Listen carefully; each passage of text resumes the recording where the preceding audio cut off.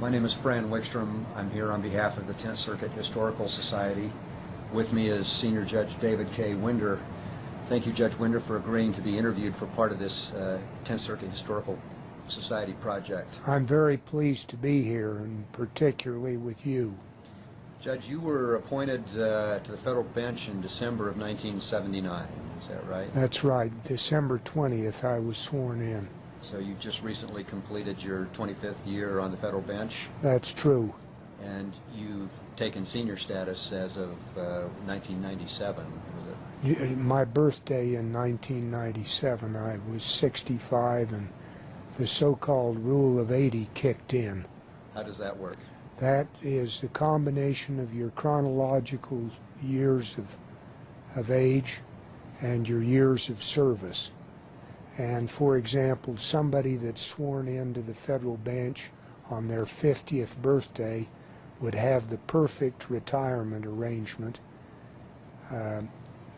Since I was 47 and a half when I was appointed, I had, so to speak, 2.5 dead years as far as reaching retirement age. I see. Judge, I want to talk to you about your growing up and your early years in the practice and your years on the bench. But before I do that, I wanted to ask you about your current situation. You've made no secret that you suffer from Parkinson's disease. That's true. How long have you had this disease? I was diagnosed about 1 year and 9 months ago. How does it affect you? Well, it affects my walking, my stability, but what concerns me almost more than that is it has some interference with my speech, and I think longer before I say anything. Maybe that's a desirable quality, but it's kind of upsetting to me. Something that I could certainly use. A little more thought before I speak. I don't believe that. Well, you've always been a very active person, so it must be hard for you to have to deal with this disease at this point. It is, but I started before my regimen of, it used to be running 2 miles, and I do that religiously still, although now I'm reduced to fast walk. I go 3 times around the city and county building every morning, and if I'm out of town, I sleuth an area that's 2 miles so I can do that. Rumor has it that when you first started running, you did your 2 miles indoors in a conference room. Is there any truth to that? That's true. I did that at Strong and Haney. Just ran around a table. I nearly went nuts. How did you avoid getting dizzy? Well, I did. Judge, you grew up in the Salt Lake City area in the 30s and the 40s, is that right? That's right. I was born in Salt Lake, and my family ran a dairy and had since 1880 out on 4100 South, 4400 West. And I was born in a hospital here in Salt Lake, but we lived out there. I was born in June 8th of 1932. As a boy, did you work on the dairy farm? Yeah, and if they didn't kick my fanny and get me off for not doing it right. You've been renowned over the years for starting work at very early in the morning. Does that go back to your years on the dairy farm, do you think? I think to some extent. But I just have got in the habit of getting up early and going to bed early and trying to crowd it in that framework, and it's worked pretty well for me, I think. So did you actually have to get up every morning and milk the cows before you went to school? No, I didn't milk much. We had hand milking. We didn't go to De Laval until years after I left the farm. But if you were to, maybe you have seen an ace cow milker, they can shoot a stream across this room, and they can clean a cow out in 1/10 the time it would take me. So you didn't, No, have to go no. out every morning. I clean manure out of the barns. You were at the bottom of the totem pole. Where did you go to school? I went to Monroe grade school, then I went to Granite High School. I was about the youngest kid in the class, but I was junior class, senior class president. And do you know Richard Fox? I don't. Well, he's a prominent Salt Lake attorney. He's in municipal bonds. But he beat me out for student body president, even though my campaign manager my nickname was Jersey. How did you get that name? I wore a sweatshirt that my brother had brought me, and it said Utah Jersey Herd on it, and the D collapsed, looked like Jersey Hero, and I originally was called the Jersey Hero, but they just shortened it. And believe me, I didn't know anybody that ever addressed me as David or anything but Jers right through college days. So I'm told that you can tell how long you've known your friends by how they refer to you. Is that correct? Exactly. But let me just quickly finish about my campaign manager. His family owned Jordan Meat and Livestock. I don't know if you've seen it. And they had an old swayback cow. And during the campaign, they brought the cow in a truck over to the Granite High School, the grounds, and they had a sign on it, "This is no bull, vote for Jersey." And the cow pooped all over the campus. What did the principal think of that? Not much. And who had to clean it up? My campaign manager. But it didn't work. No, I lost. It was narrow, and that really shook me up. I'd always aspired. My brother was the student body president, and some years before, and I was very sad about that. What other activities were you involved in high school? Mainly sloughing school. I wasn't much of a student, but maybe this is terrible to say, but I don't think the demands were on us in those days like on Kate or on younger people. I think they are much more serious about their school, certainly, than I ever was. How about you? Well, I went to parochial schools, and so Oh, yeah. the discipline level was such that between the teachers and my parents, we were forced to keep our noses to the grindstone. Well, lucky you. I guess. I didn't think so at the time. I wanted to be more like you were. So after Granite High School, what did you do? Then I went to the University of Utah, majored in fraternity up there, and I didn't do much. Which fraternity were you I affiliated was with? a Sigma Chi, and I spent most of my time over at the fraternity house, and then I was going to go on a mission for the LDS Church, and not to be snide, but fortunately the Korean War came. Why do you say fortunately? I got out of having to go on a mission. You served in the Air Force? Yeah, I was in the Air Force, and I was a medic.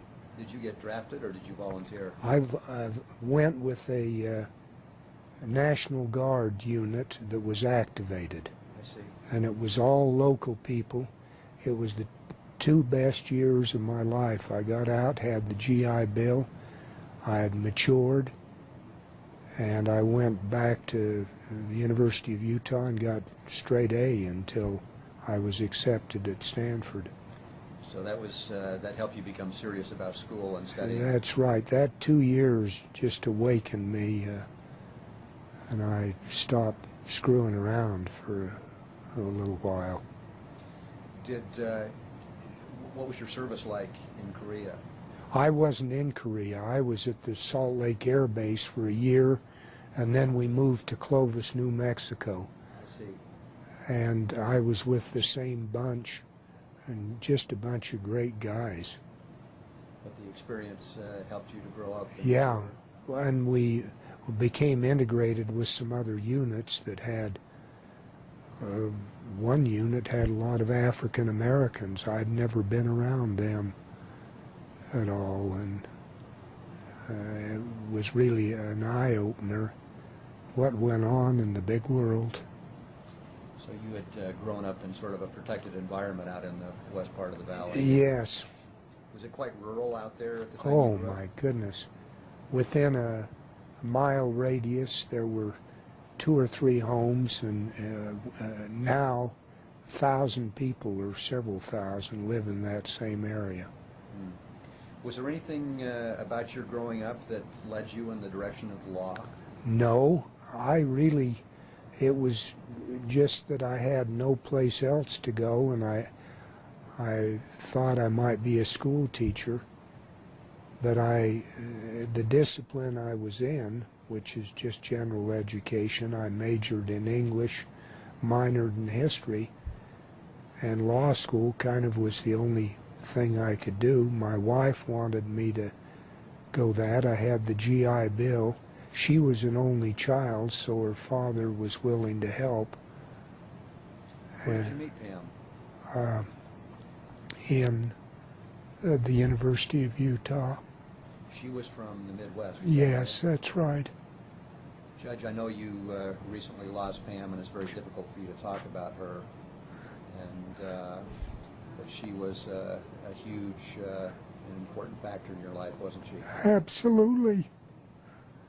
Did you get married shortly after you got out of the service? Yeah, within about a year.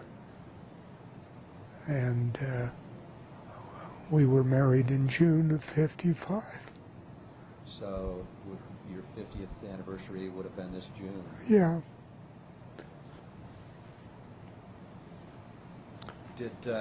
When you were growing up, did you have any lawyers in your family, or did you know No. any lawyers? Didn't know any, had none in the family. It was kind of strange.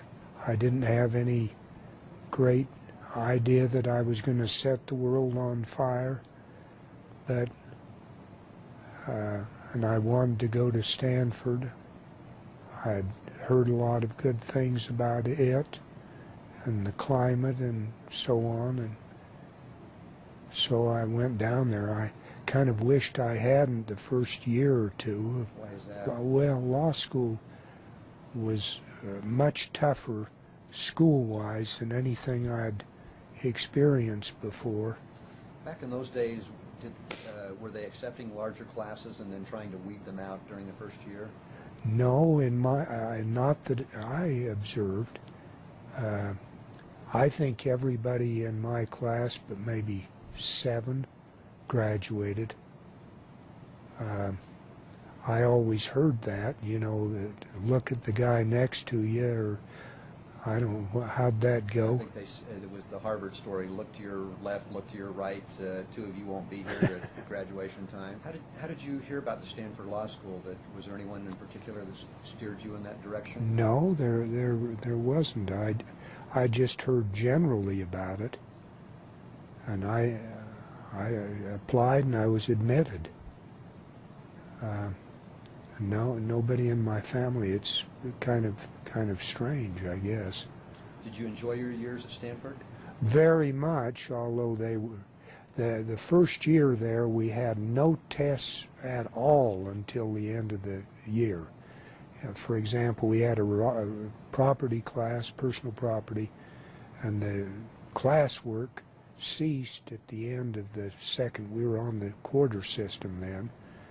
So I thought it would have been logical if the tests were given at the end of the second quarter, but they waited until June.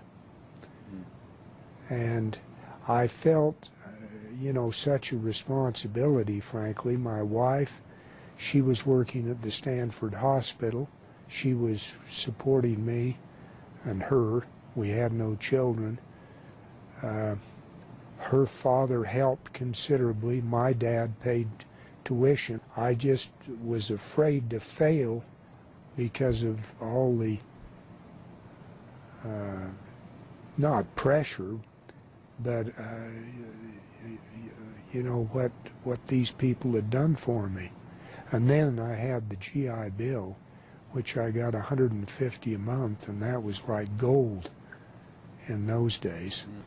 Judge, we were talking about your experiences at Stanford. Were there any particular classes or professors that stand out in your mind?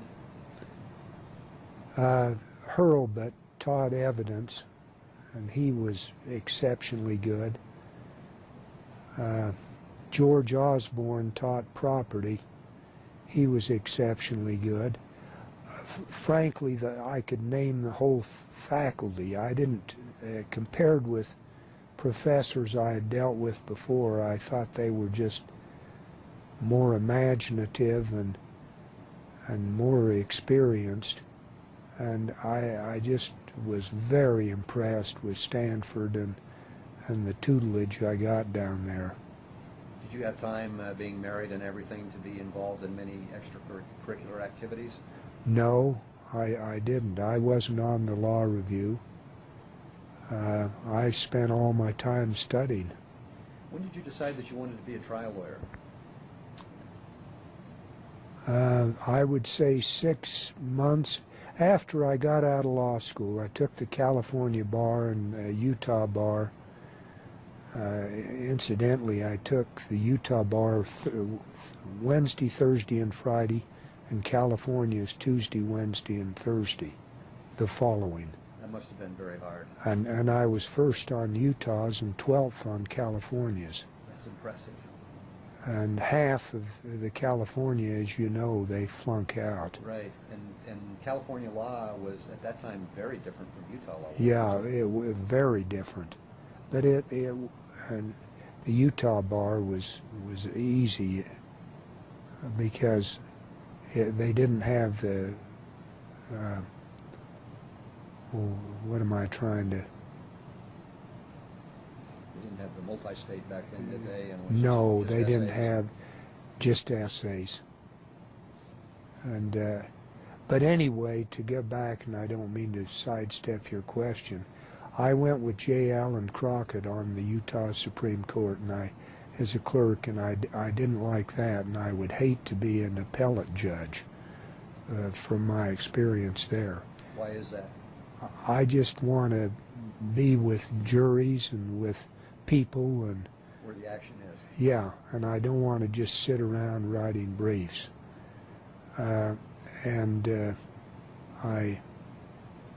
Grover Giles, I don't know whether you remember him, he was Attorney General in Utah, and Ed Clyde, I'm sure you remember him. Sure. And Ed got me a job on the county attorney's office, and that changed my life. But before you settled on Utah, you must have been thinking about the possibility of practicing in California. Yeah, I got the results on the California bar, though, 2 months after, and nobody in our class, well, there may have been 2 or 3 right at the top that had jobs. You couldn't get jobs in those days. So plain and simply, I got a job in Utah before I had one in California, and I never went down there. And I'm frankly glad I didn't.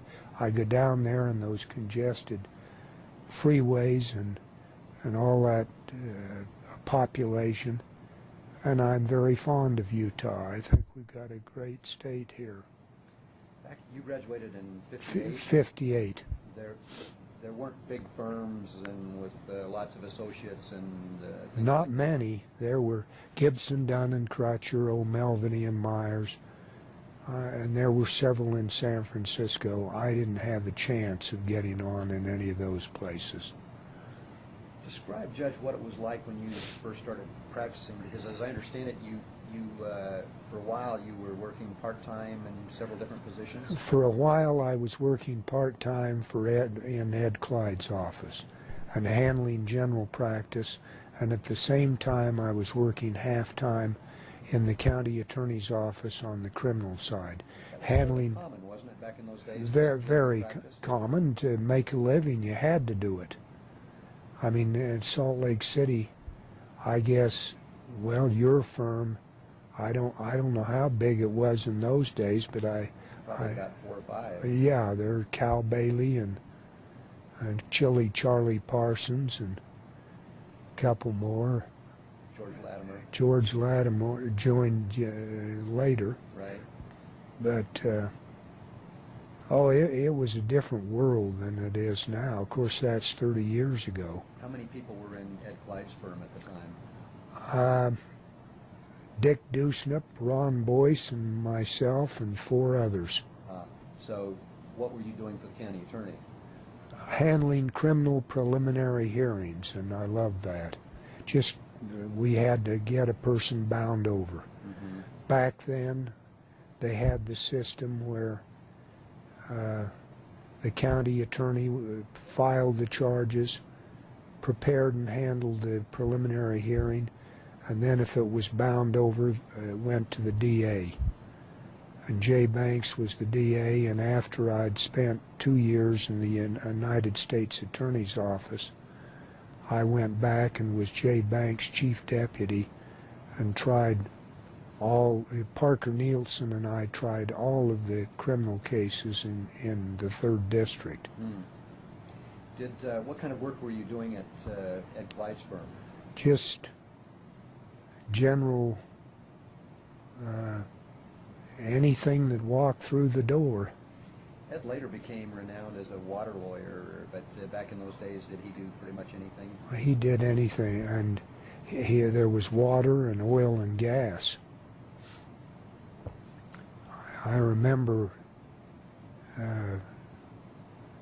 he had some real high-powered clients that came in, and Ed had a problem of delegating authority. As this story I'm going to quickly tell is an example of that. But all these rich oil barons were in his office, and I was back sitting under a palm tree that was at his office. And anyway, Ed was going on, in his superior way, and he said, and during the course of this litigation, I'm going to ask Mr. Winder to assist me. And everybody turned and looked at me under the palm tree, and they obviously were dismayed at the thought of I doing the work and not Ed.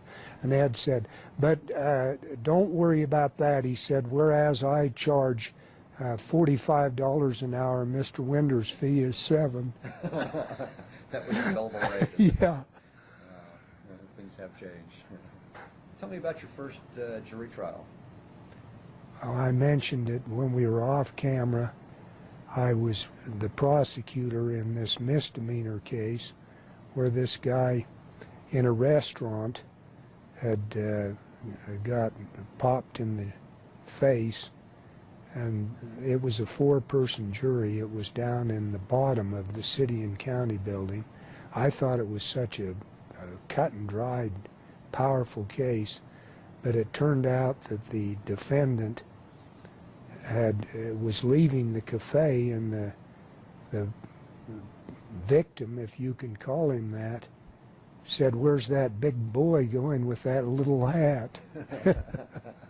And the guy slugged him, and that's what he was being prosecuted for. And I think the jury was out realistically 10 minutes at most and found him not guilty. And I know one of the people, maybe it was Dusnip, came over to watch the trial, and he said, "You better get a better system of evaluation." And I certainly learned from that. This is when you were in the DA's office? Then? No, we tried misdemeanors in the county attorney. That was in the county attorney's office. I was in the county attorney's office from 1959 to 1963, when I got other than the judgeship, the best job I ever had, which was the United States Attorney. I tried every criminal case in the District of Utah except one tax case from 63 to 65. I notice that you have framed on your wall your commission signed by Robert Kennedy as the Attorney General. Yeah, he was the Attorney General at the time. Were you the only criminal assistant when you served? Yes, I succeeded Jerry Miller. Do you remember Jerry? I remember the name, but I don't. Oh, he was and he succeeded Tom Green.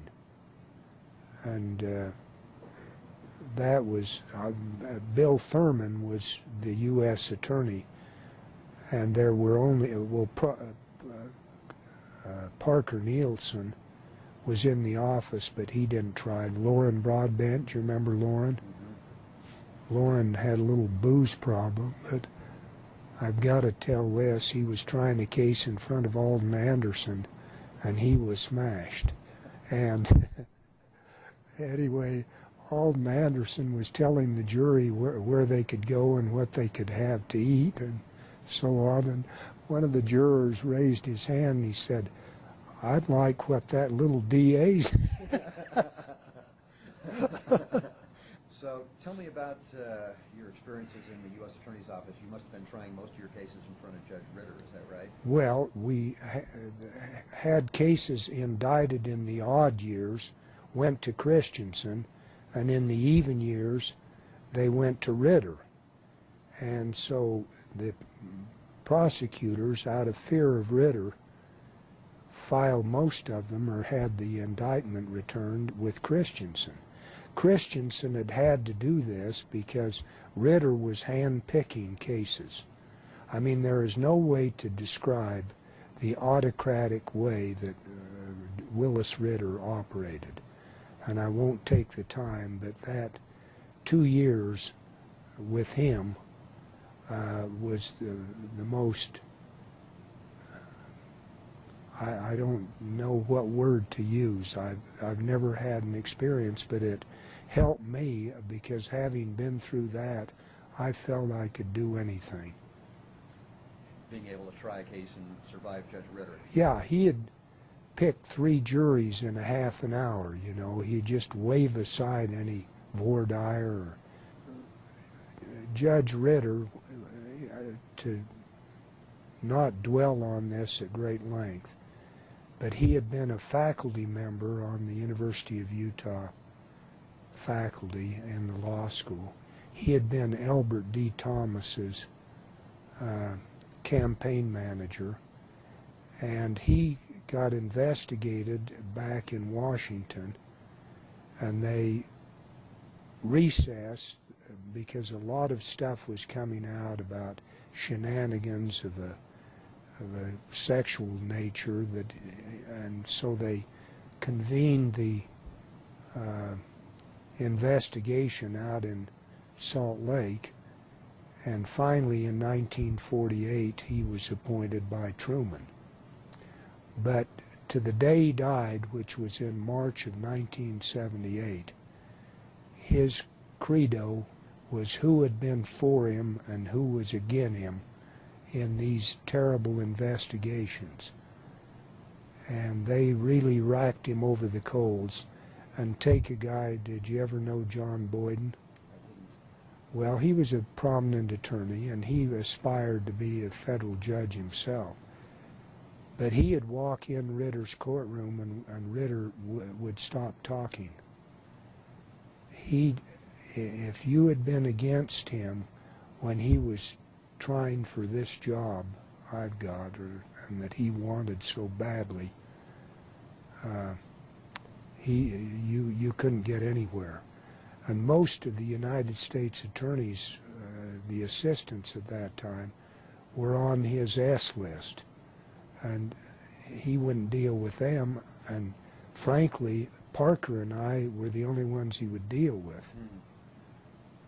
So And you ended up handling most of the matters in front of yeah, and I'd have some problems with him, and then but for some reason at the end, he and I think, respected each other. I took a message into him one day.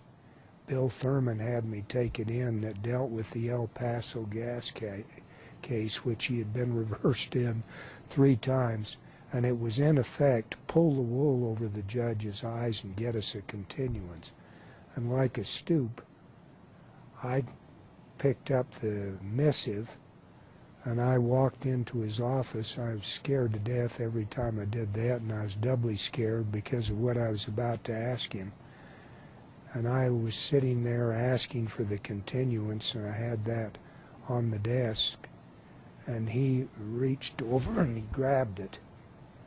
And he looked at it and he said, and pardon me, Kate, he said, "You goddamn sniveling little bastard, don't you ever..." I've heard you talk over the years about Judge Ritter, and it appears to me that he was probably a tremendous influence on you in terms of what not to be as a judge. Would that be fair? Boy, that is so apt. I mean, bright but not fair, extraneous things considered that he should never have been considering. I mean, if you were one of his favorites, you couldn't lose, and vice versa if you weren't. And yet, potentially, he was a brilliant guy. Parker Nielsen is writing a book on him, and Parker had me read it, and I don't know why he doesn't get that published. I think the public would be interested. There's one more story, if you don't mind. Please. He liked Wild Turkey whiskey.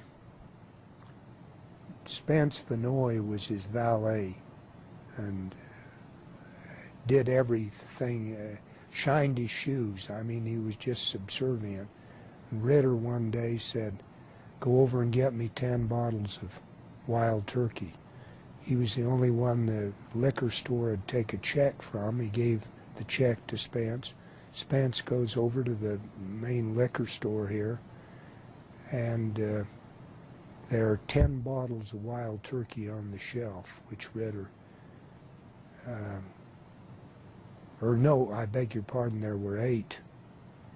So Vinoy is faced with, does he buy the 8? Does he go back for further instructions? What does he do? And he made the mistake of going back for further instructions. In the meantime, John Wayne's filming down in Kanab, and he and his group came in and they drank Wild Turkey and they cleaned the place out. So when Spence went back to get the 8, they were gone. And when he told Ritter what he had done, he got canned. The whole building was terrorized of him, and he would hire Christensen's people as the chief judge. I guess he thought, and one of them was a convicted felon, a young lady that had been involved. It was, and that courtroom up in Ogden was simply to let Christensen get away from him. Back in those days, Did you ever try a case up there? I tried many cases in Ogden. But, in the federal? Yes. But it seems like lately they don't even use it. No, it's they could use it for a gymnasium, the way it's constructed. I haven't been there in 20 years. I remember the case where the people went out with too much to drink on Great Salt Lake, and they shot all those seagulls, and the whole case turned on whether it happened in Davis County and would go to Judge Anderson in the Northern Division, or in Salt Lake County and would come before Judge Ritter, and that became the controlling issue. Judge, you left the U.S. Attorney's Office in '65. Back in those days, when the president changed, did the whole office change over? Was that the way it worked? I think no. I think the U.S. Attorney, and you would know because you were the U.S. Attorney, but Thurman obviously was out. Right. He had replaced Pratt Kessler. And I think Raymond Childs succeeded, but either they just kept it for the continuity, or maybe I don't think we were merit. I know when I was seeking the job, I had to go out and get the Democrats, precinct, you know what I mean, had to get them to sign me off as being suitable. So I guess they were political jobs, but But you had a better offer with as the chief deputy, exactly. district attorney. What was that experience like? Oh, tried a case every day for, and I don't mean every single day, but we tried every felony case, and the only problem with it as far as what kind of an attorney it made you, you got a little sloppy because you can't get prepared and keep up constancy like you need to. Although, of course, these cases were cut and dried, most of them, but I only lost one over there, and I don't think Parker lost any. You must have tried hundreds of cases. I wouldn't say hundreds because I was there 2 years. Well, I'd say 100 or at least. Where did you go next? To Strong and Hanny? Yes, they made me an offer, and I went there in 1967, I think. Was this your first exposure to civil trial practice? It was. And who was there at the time besides Glenn Hanny? Larry Summerhays, Wendell Bennett, Glenn's just a super guy and super trial lawyer. That was it, Fran. What was your practice like then? Well, it was mainly automobile accident cases. We represented State Farm, I think, exclusively, unless they had a conflict. And we got a tremendous number of cases from them. We did quite a bit of Allstate, quite a bit of Dairyland. Ray Quinney was the main counsel for Travelers, but we got the overflow. But we just really had a great automobile accident practice. And that's why Gordon Strong and Hanny had hired me, is their belief, real or imagined, that I was a pretty good trial lawyer. Who would you say, as you were practicing in your early years, who were the lawyers that had the biggest influence on your development? Well, Glenn Hanny, I'd say first, and Ed Clyde, somewhere up there. Hal Christensen. I really, there were a lot of others that were good, but I didn't have much contact with them. So you went to Strong and Hanny in what year? Well, I'm trying to think, because I'd been there 10 years. So around 66. Yeah. Yeah. And then you went on the state bench in 76? In 76, right. What made you decide that you wanted to be a judge? I was tired of, I had, mind you, for about 7 or 8 years there, I'd been just trying case after case. And I just felt I'd rather be on the side of, or in the position of deciding whether the case had merit or didn't have merit. I got tired of taking depositions. I thought there were a lot of claimants that were unmeritorious, and it was a chance to relax and try and help the community. I mean, not that I was going to do anything amazing for the community, but I just didn't feel like I was doing much for anybody in the judgeship. You were the first judge that Governor Scott Matheson appointed, is that right? That's right. How did you get appointed to the bench? He just appointed me, and he didn't have to have me approved or anything. Was there a judicial selection commission at the time, or did Yeah. the governor just appoint who he wanted? No, to get into the finals, there was a judicial committee, and they submitted 3 names to Governor Matheson. In any event, you quickly made a name for yourself on the state bench because it was only about 2 or 3 years later that you were named to the federal bench. Is that right? It was 3 years, pretty close. How did the federal judicial selection process work for you?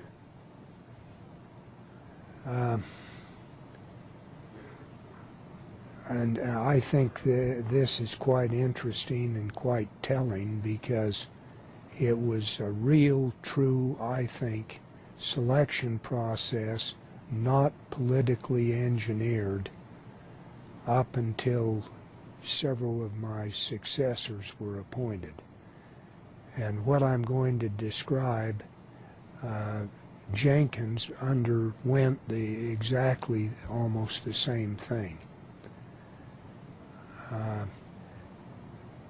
The congressional group, let me first, Orrin Hatch wasn't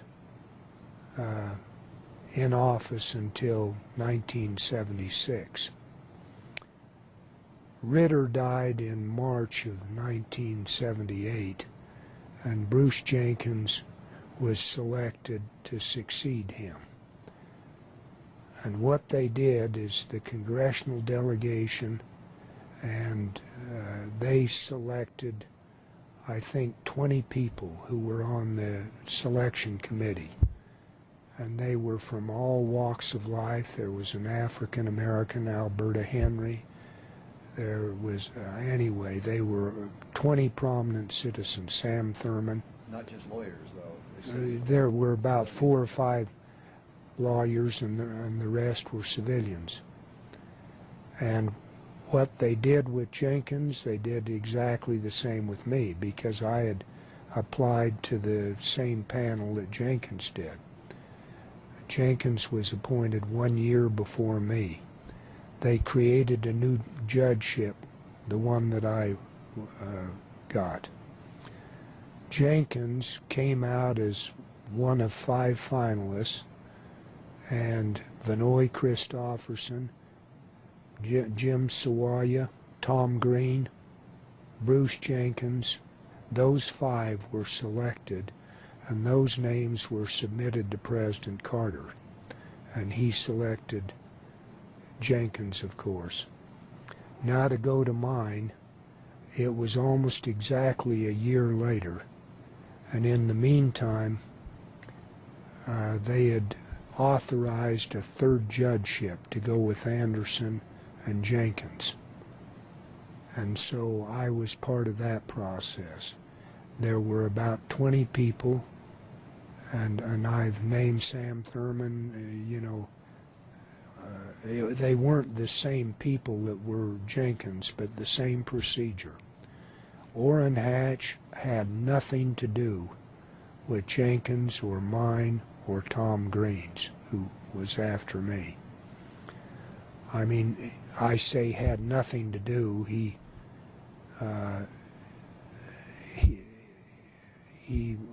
was friendly when I went back before the Judiciary Committee, but as far as just appointing, which has become what's happened, and the 5 that came out of my group, there were 65 applicants. That was narrowed to about 20.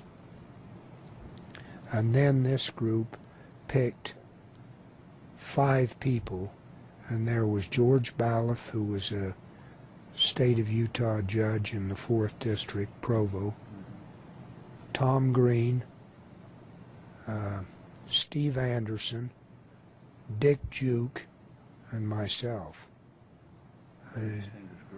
If I do say so, I exclude him.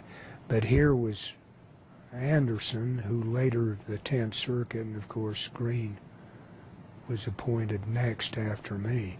And it did show you that it had to be a Democrat because Jimmy Carter was in the White House, so I knew my competition was really George Balloff and Dick Duke. Thank God it wasn't Anderson or Green. And then the 5 of us were named in May of 1979. And from May of 1979 until November 1st about, we were undergoing this check that's incredible. IRS, Women's League, oh my goodness. Did you have to go back and interview? I had to go back and interview in Washington. I mean, as Ray McCarty would say, we lawyers, we can't stand a $50 investigation. And I'm not sure I really passed. I think you're giving Ray the benefit of inflation. I think when he said it, none of us could withstand a 2-bit investigation, did we? I think so. Of course, 2 bits went a lot further back. Yeah, but I heard I'd been nominated on or about November 1st of '79, and then I was sworn in, as you indicated earlier, on December 20 of '79. What was the process like appearing before the Senate Judiciary Committee? It was just pro forma in those days. Do you think that's because the process was more of a merit process and hadn't been politicized like it Oh, is today? I definitely think that's so.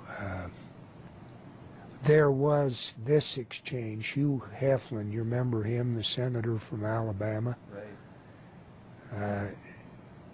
Orrin and I had tried a lot of cases together, and we were on very good terms, and he was there, Orrin was, and he started bragging me up, and I started bragging him up. And Hugh Heflin said, if you guys are the great trial lawyers in Utah, I'd hate to see the bad ones. Kind of took Orrin and I down to size.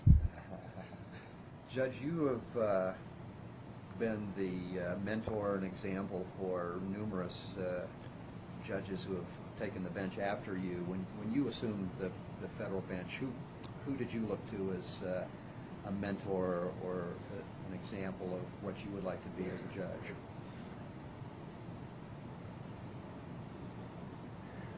Well, Sherm Christensen had a lot of qualities. He had a lot of drawbacks. And Alden Anderson, I admired him. I hope I was,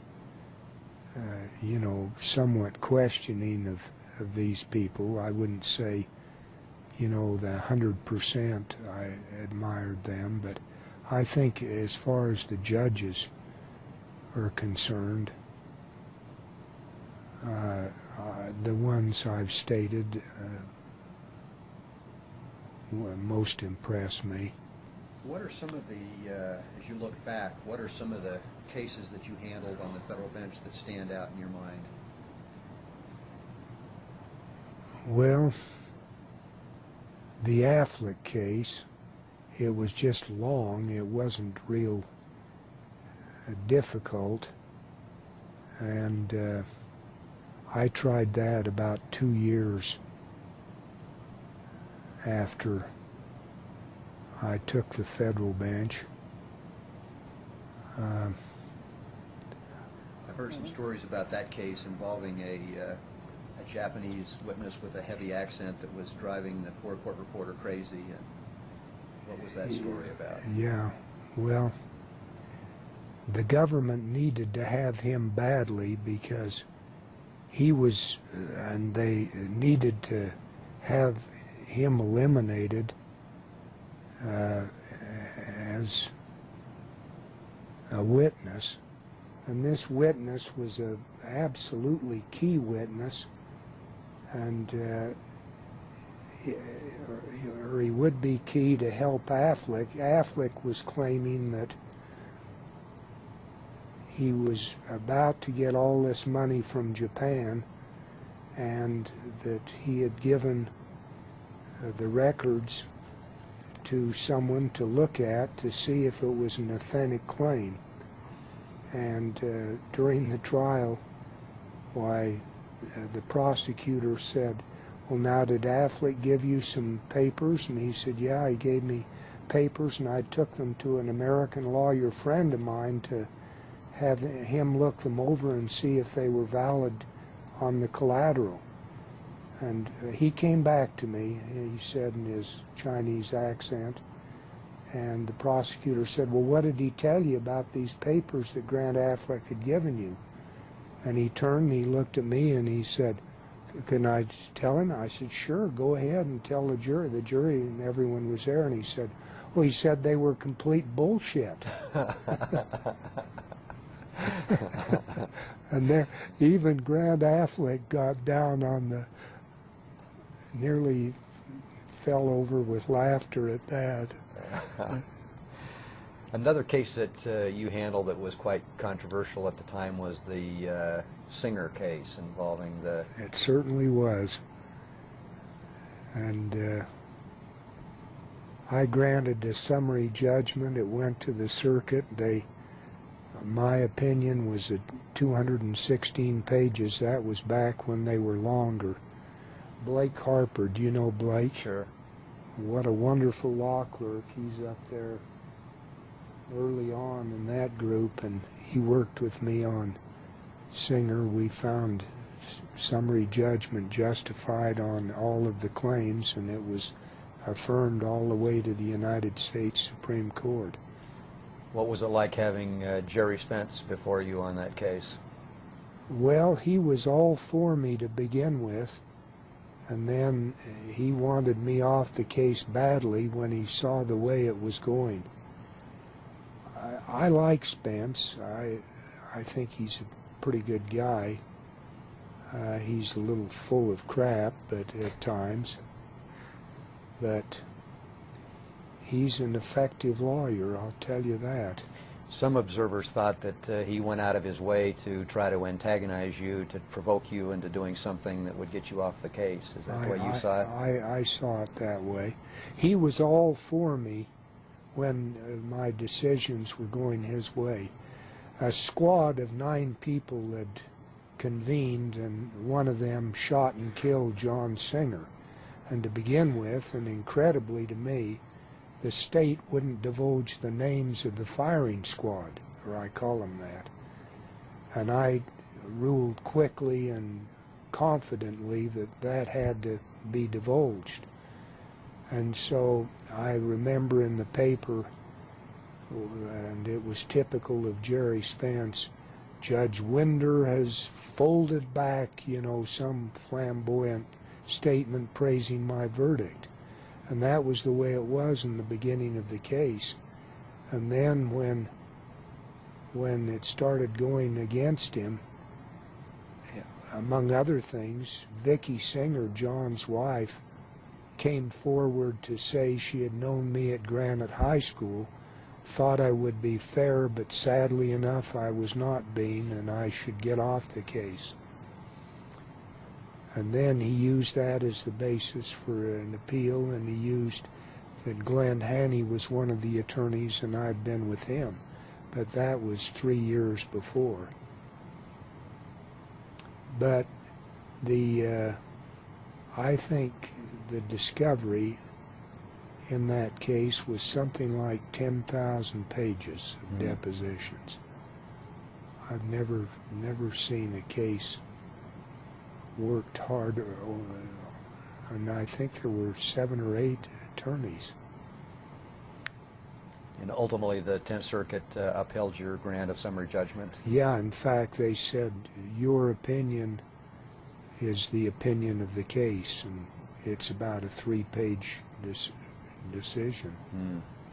Judge, you've always been an advocate of open disclosure and open government. I noted that you wrote in case involving the Society of Professional Journalists that, and I quote, "If the government is given the unfettered discretion to decide what information to make available to the press and the public, it has the power to distort the information and hide the truth." Is this Wilberg? This was Society of Professional Journalists versus the Secretary of Labor back in 1985.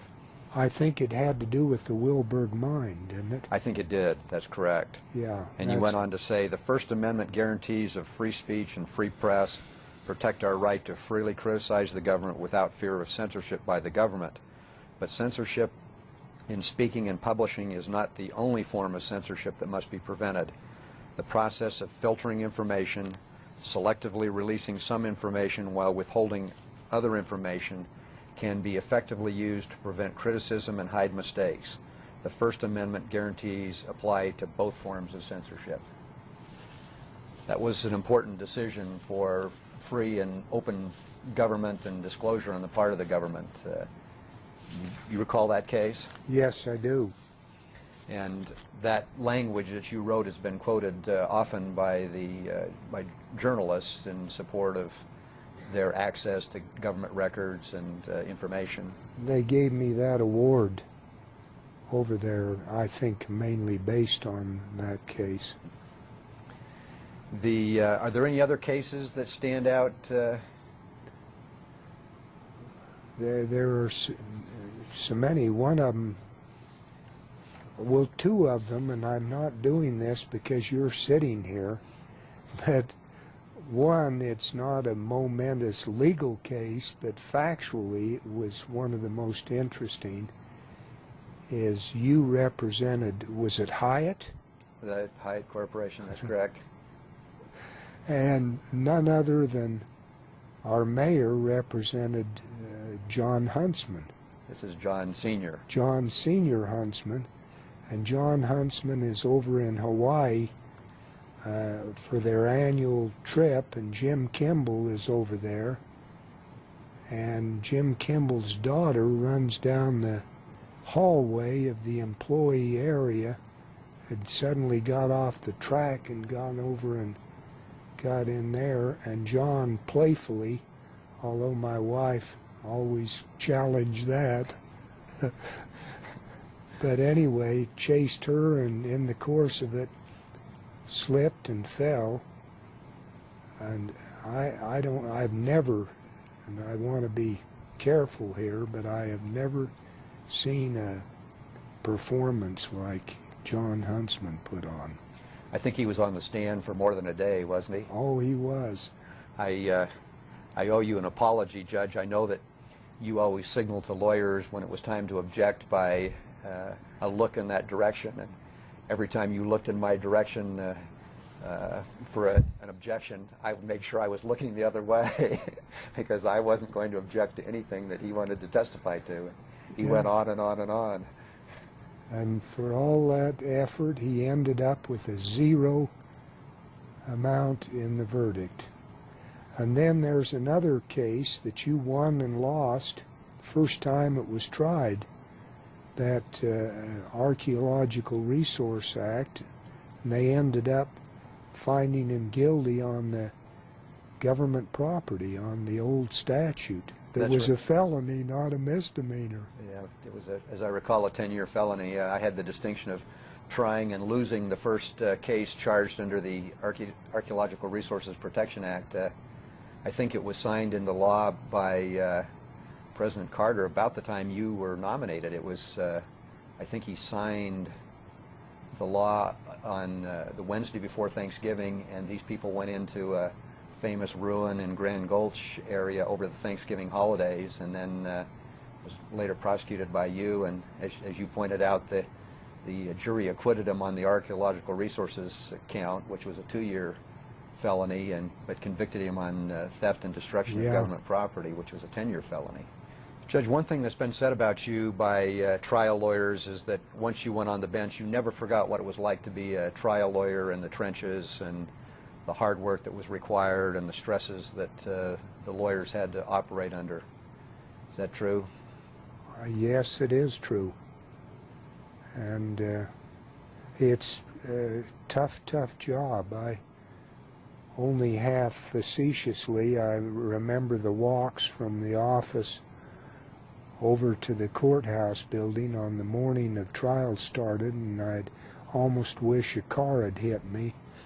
I was so damn nervous, and that even to this day, and I've tried hundreds of cases to juries, and mainly juries, some to non-jury, and you never get over that nervousness that you have when you go before a jury and you know the responsibility that's on you and how well you've got to perform. We read frequently these days in legal periodicals about the decline in civility and professionalism. Have you seen that from where you sit? Yes, and that's a serious problem. I mean, there's a tendency, I guess, to idealize the good old days, and they weren't what they were supposed to be, but they were a hell of a lot better as far as collegiality, getting along with people, and there's just no question about it. There's been a deterioration. I think it's inevitable there would be some because of the numbers involved. I mean, you take the California bar, which I'm a member of, there are now 200,000 lawyers in California. I mean, not all of them are active, but it just passed the 200,000. I might add there's 200,000 inmates in California penitentiaries. Do you see any correlation? I don't know. I've thought about that. That really is a problem, and I don't think it's as bad here as in some places, though. What do you think needs to be done? Oh, I think that about the best you can do is just have people concerned about it, and it being talked about. I don't know that you can legislate or even make a rule to do things beyond what we presently have, and I really, beyond that, I don't know what, Fran. Let me read some words of advice that you gave to some newly admitted members of the Utah Bar some years ago. You told them, "The expedient or short-sighted lawyer who fails to fulfill verbal understandings with other lawyers, who presents dubious evidence, who deals loosely with the record, or who misleads judges is quickly pegged. In our bar and in every bar, there are certain lawyers who achieve the enviable and priceless status of a good name. That status is developed gradually by word of mouth from judges in the privacy of their gatherings and from lawyers in theirs. And unlike the litigation you will be handling, be aware that once the verdict of your professional peers is in, there is no formal due process, no rebuttal, no appeal from that verdict." Boy, I remember that. That's in about 2 speeches, and I really believe in that. Do you think that's part of the problem with lawyers these days, is they're not seeing each other regularly enough, and they forget that how easy it is to destroy a good reputation? I think that's very true. What do you think the cause of that is? That I think one factor is that most lawyers are afraid to go in before a jury. I mean, it's easier to not do it, even though it should be done. And you can't be a successful trial lawyer unless you're willing to overcome that fear that I described a little while ago about going over to the courthouse. But it's just easier, and the attorney can determine whether it's going to be a jury trial or whether it's going to be a non-jury. I mean, the client doesn't know, so it's up to the attorney, and I think most attorneys are just afraid to go before a jury in the court. Now, maybe I'm exaggerating that factor. Another factor is that I guess it's more time consuming, whereas if you try it non-jury, you don't have the selection of the jury, you don't have all these things that you have to do first to get the verdict. I don't know, maybe some attorneys feel there honestly is a better chance of getting justice through a non-jury case. And there are cases of a factual nature that I can see you'd want to try them to a jury. And that's in the criminal area.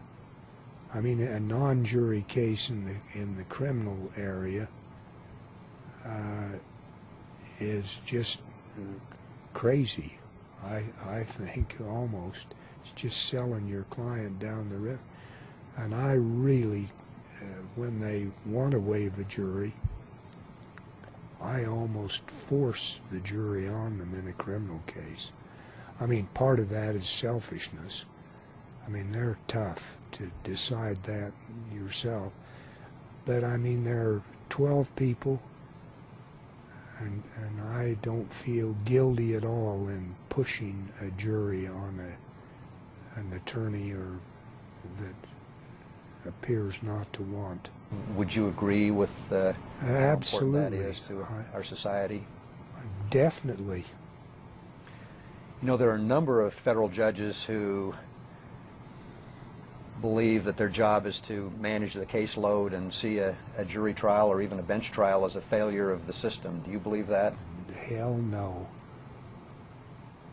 No, I think a jury just enhances the procedure. I mean, having tried all these jury cases that I have, and most of them we have exit questionnaires, and you can't imagine how pleased most juries are. I rarely ever see criticism of the system when there's been a jury trial. I mean, it's just kind of an eye-opener. They didn't realize the experience was going to be that good. And I don't say that as any flattering to myself. That's true with every judge in this district. I mean, if you looked at these exit questionnaires, they say, I didn't know it was going to be that pleasant. I didn't know that various things they read off about the experience. But I'll tell you, in order for the jury system to be accepted and desired, it's up to the trial judge to do certain things that are just absolutely essential, that clear instructions, being on time. It just kills me how many judges and more lawyers show up for jury trials late, which is just really is a black eye to the profession if they do that. Another thing that I'm just a nut about is taking a recess in the middle of a jury trial and arguing legal points, rather than doing this at the noon hour if you have to, or preferably early in the morning or late in the afternoon. Statistically, I saw in the O.J. Simpson case, the jury was in there, hadn't been excused. I mean, they were in their room more than half the time.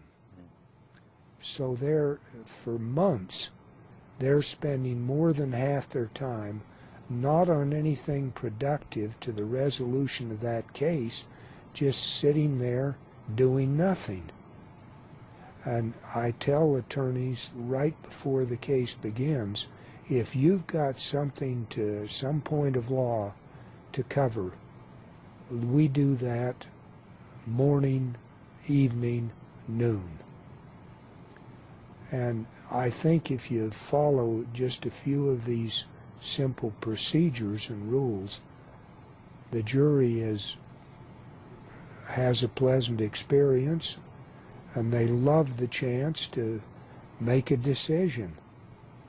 I mean, they're tough decisions, but they still, I think, really enjoy it. Do you think the fact, Judge, that many of the men and women who are being appointed to the federal bench throughout the country don't have your background as a trial lawyer has any impact on the decreasing number of trials that we're seeing these days? I'm glad you brought that up. Definitely. And I don't say that as we're superior people, but if you haven't tried a lot of cases, it can scare the hell out of you. And no, I think that's a very good point, and very good. Do you think it ought to be the role of a judge to try to force parties to settle? Hell no. No, I think there, particularly to get out of trying cases, there are a lot of judges that really sit on the litigants and let people decide on themselves. I'm a great believer in telling them the consequences, like in these criminal cases. I had yesterday a defendant that wants to try a reentry case. Well, a reentry into the United States after being deported, the elements of the crime are that the person's got to be in America, that they're not still in Mexico. Well, that's fairly easy to prove. And then that they were deported. Well, there's a document in the file, and that's it. I mean, what's there to try? And this guy's going to have twice the sentence if he didn't do that. Mm. I mean, so there. But, you know, on cases that are genuinely, there's a genuine controversy that needs to be, let the jury decide it, not pushing it down their throats. Or You've been on the bench before the sentencing guidelines, during the sentencing guidelines, and now under the new Booker and Booker Fan. What are your feelings about those guidelines? I think the Booker and Fan way is very good. I thought the guidelines generally are desirable. I'm probably different than my colleagues on that. I think they're needed, having been around Ritter and seen what a despotic judge can do, I think that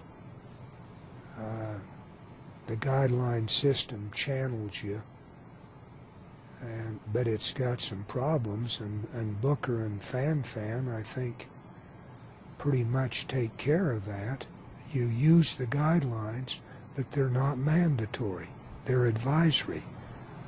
I think that's great. Judge, the power of a federal judge is enormous, and in fact there are many jokes that can compare the power of the federal judge with that of the Almighty. How have you managed not to let that go to your head over the 25 years that you've been on the bench?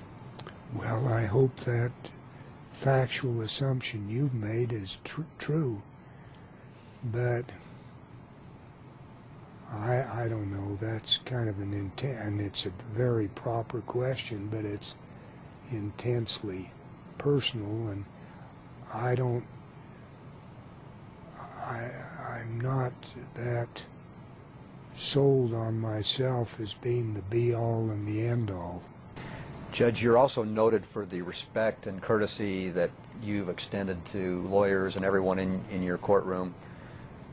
And at the same time, it's always been known that you've had very high expectations of counsel. Do those two tendencies occasionally come into conflict? No. No, I think if you have the respect of the lawyers, I think they perform better because they want to live up to that treatment they get. How do you deal with lawyers that occasionally behave poorly in front of you? I was thinking about this subject today or yesterday, I think, and I have never, that I can recall, held an attorney in contempt. I've come close over the period of time. I've held some tax protesters and non-lawyers, but I hate to make it sound like, but I really haven't had that much problem with lawyers. I mean, I want to be firm. The last thing I want to do is lead the popularity polls, or what I want is respect, and I get it, and then you can operate with that respect, and I just haven't had any great problems. You say you haven't wanted to lead the popularity polls, but in fact you have. One of the most recent polls that I saw, of all the judges in Utah, you were by far and away the best respected and most respected judge. I was very proud of that poll because it was the lawyers. Shortly after you were sworn in, Judge, you said in a speech that you had 3 goals for yourself. One was to keep your calendar moving and to rule promptly. The second was to give both sides a full opportunity to be heard, even if you have to err occasionally on the side of hearing arguments that might be somewhat irrelevant. And third, to avoid pomposity and arrogance. Do you remember that speech? Yes. Do you feel that you've accomplished those goals in your 25 years on the bench? Close to. Not completely, although I can name it, but I feel pretty good about my record. Judge, they say that the mark of a true professional is that he makes the difficult look easy, and many people, I think, observing you on the bench would say that you are indeed a professional. But one thing that I've observed that's never been easy for you is making the hard life and death decisions that affect real people. Is that very true? Difficult. Yeah, I think that's true. I mean, it's terrible. In some cases, a lot of cases, you hear one side and you think, well, this is going to be an easy one. And then you hear the other side and you just don't know which way to go. And they're sitting out in the courtroom a lot, and you got to make that decision. It's tough. It really is. And the more you care about it, the tougher it is. Since you've taken senior status, you've elected to just do criminal cases. Is that right? Yes. Why was that? Selfishly speaking, it just is something that I thought I could handle better, less taxing than the civil cases. I've had so much experience in criminal cases, I can kind of do them off the top of my head. As far as civil cases are concerned, they're getting more and more complex, or whether the attorneys make them that way, or I don't know for sure. There's less collegiality with the criminal bar, believe it or not. You mean with the civil bar? There's less with the civil bar, excuse me. I mean, for some reason, the criminal, most of it is the legal defender office, which is an excellent office. But where they have conflicts, they have a panel, and those people seemingly get to know each other and work with each other, and they're just more pleasant, frankly, to deal with than the civil litigants. Not that the civil litigants are bad people or anything, but they just don't seem to me to get along as well as the criminal bar. But sentencing people has never been easy for you, has it? No, it hasn't, but the guidelines make it much easier. And even Booker and Fan, because you're still very limited. When you had complete discretion, oh. Judge, I'd like to talk about a person who was very important in your life, and that was Lois Elder. Lois died of cancer in, what, 96? Right. She had been with you a long time, and she was your right arm, wasn't she? She certainly was. How did you and Lois first come together? We met, in fact, I had forgotten about this. She was Glenn Haney's secretary. Glenn Haney used to be with a guy named McBroom, and it was McBroom and Haney, and they were over in the First Security Bank right here on the kitty corner from us. And I don't know the year that she went to work for Glenn, but I think between Glenn, she being his secretary, and my secretary after I came here, I think that's a combination of about 25 years. And she was just wonderful and devoted and loyal and competent, but I'll tell you, the same is true with the woman out here. Noreen? I don't know how I ever lucked out to get two secretaries that good.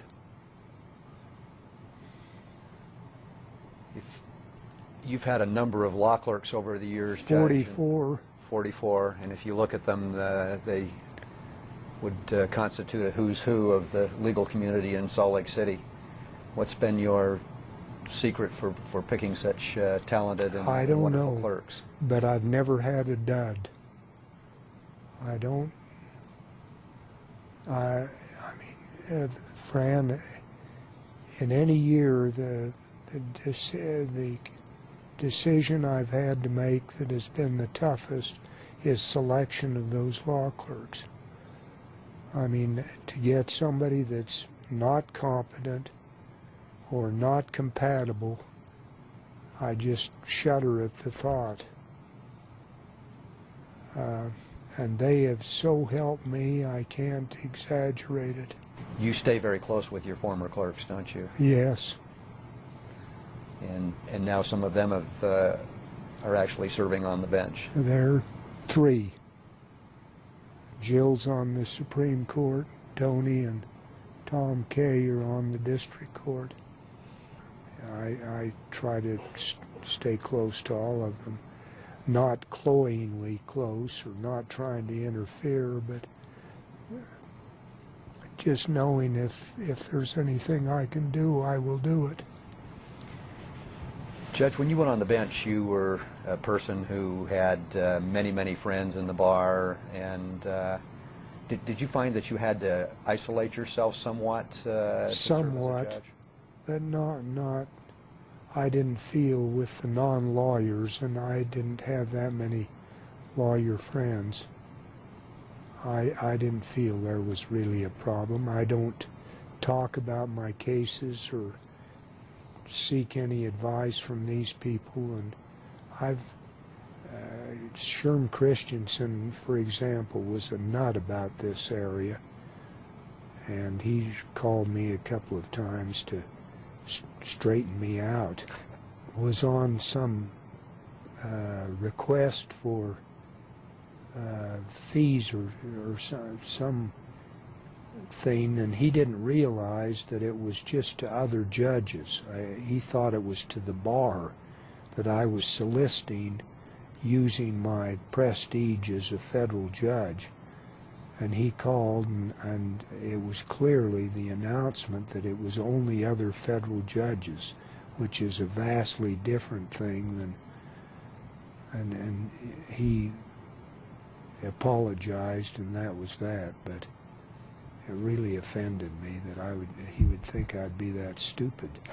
Judge, Looking back, I mean, you've been honored by the in the polls that you mentioned. You've been honored by the Utah State Bar as outstanding judge. You were voted as the best judge in the 10th Circuit in a lawyer's poll. You've been honored by the American College of Trial Lawyers as an outstanding trial judge. You must feel very satisfied about your career on the bench. Well, I don't want to get too pride runneth before a fall, and I'm very proud of every one of those. Certainly the one you spoke to up at Stein Erickson's, but I feel I've done a reasonably good job, but I've been very, very lucky in that area, and I don't know, that's about all I would have to say about that subject. But you have the honor and love and respect of your professional colleagues. You've raised a wonderful family. You were married to a wonderful woman. It seems to me a life that one could look back with a great deal of pride and satisfaction. Well, frankly, I do, but you never know when it's going to change, and I don't sit around and gloat over. I mean, I see what happened with my wife, and I had no idea. I mean, she was terribly ill for a year, but until then, I thought the golden years were just all before us, and they're not. So you never know. But yeah, those things you enumerated, I'm very proud of all of them. I think I've worked very hard as a judge, but I don't want to be crowing about it. As you look back, do you have any regrets? None. Judge Winder, thank you so much for your time. Well, thank you for the way you've handled it, friend.